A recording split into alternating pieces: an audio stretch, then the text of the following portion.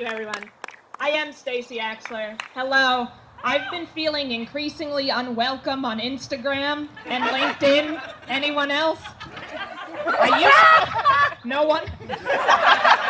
I used to call LinkedIn the ugly man's Instagram. No longer. Everyone on LinkedIn now is bragging a lot. I don't know if you've noticed this. Like every other post you see when you scroll is someone being like, I was doing interviews all day yesterday. The last candidate came in.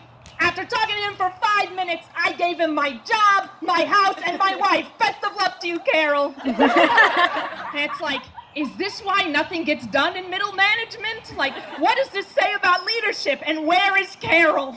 Does no one care where Carol is? So yeah, people are bragging a lot. If people were clams, they wouldn't be bragging at all.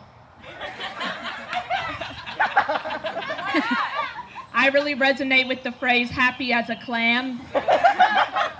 I read a study recently that was released by the BBC that said that even though clams look like they're smiling, they actually are the most depressed creature on the face of the planet.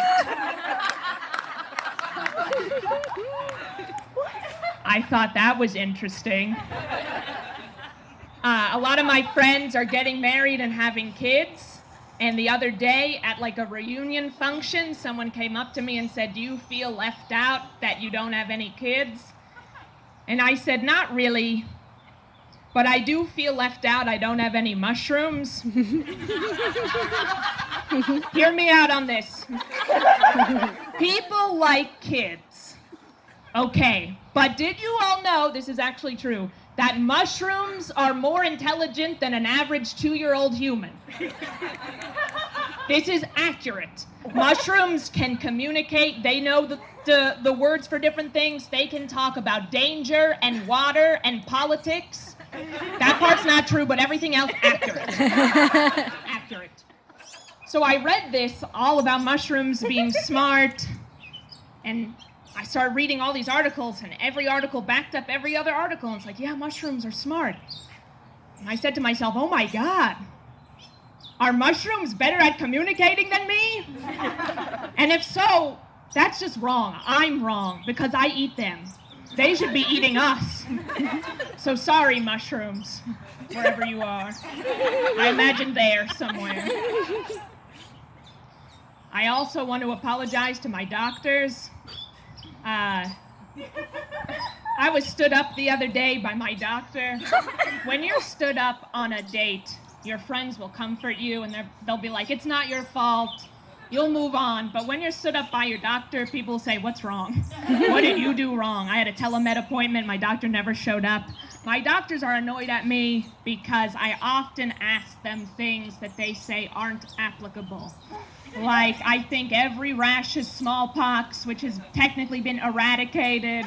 I think every cramp is lockjaw. I also always think I'm pregnant. That's a big one. And my doctors are always like, Stacy, no, you don't understand. You can't get pregnant. You don't have penetrative vaginal intercourse. Well, to that I say, you know what? Jesus came from somewhere.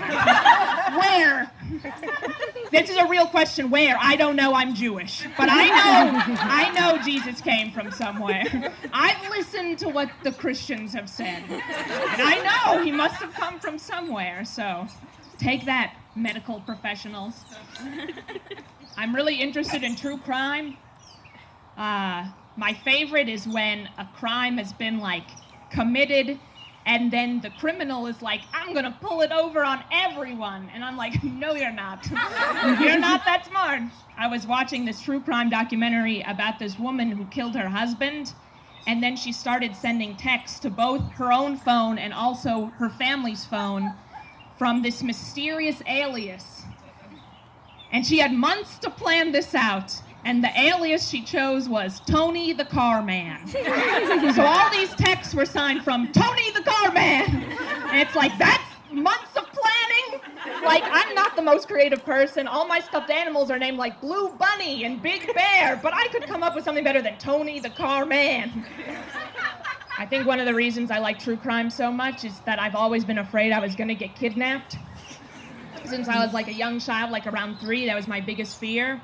And I've like prepared since infancy to be kidnapped. Like I always carry pepper spray. I have my backpack that's like loaded with bricks, and I also keep an alarm in my shoe. That one's mostly for me. It's like a fun little surprise. But I will say this, a lot of people tell me, they're like, Stacy, you're 30 now, you're not gonna get kidnapped. Put your alarm away. Well, don't you think that's what the kidnappers want me to do? The kidnappers that have been following me around since I was 3, they want me to take my backpack off and put the alarm away. Well, guess what, kidnap people, wherever you are, probably outside the house? You're not getting to me. I'm not taking the alarm out of my shoe. So take that, kidnap people. Take that to the bank. Sometimes, though, I realize that maybe the kidnapped people don't want me.